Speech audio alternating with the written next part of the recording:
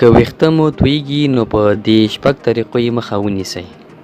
اول: ذهني فشار، تشویش او اندېښنه د ویښتو د تویېدو یو لوی سبب دی. خپل ذهني فشار، خفګان او اندېښنه کنټرول کړئ.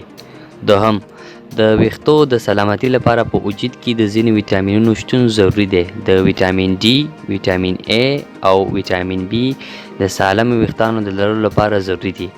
هڅه وکړئ داسې خواړه وخورئ چې له دې ډول ویټامینونو لرونکي وي. دریم: په طبیعي تیلو مو کوپړۍ مالش یا مساج کړئ. مالش په کوپړۍ کې د وینې جریان تیزوي او ستاسې د ویښتو بیخونه فعالوي، چې ورسره مو نه یوازې د ویښتو د تویېدو مخه نیول کیږي، بلکې ویښته مو تازه، ښکلي او صحتمند کیږي.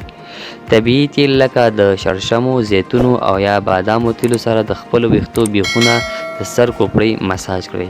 تاسې هر ورځ د څو دقیقو لپاره خپله کوپړۍ پر لاس مساج یا مالش کړئ.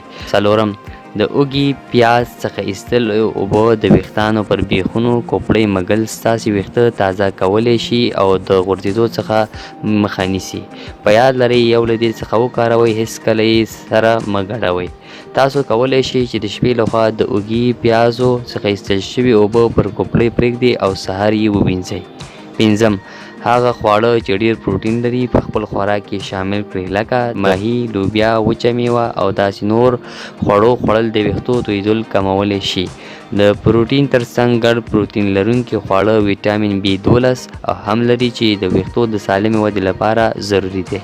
شپږم: لامده ویښته مه ږمنځوئ او همداراز کلک یې په جان پاک مه مږئ.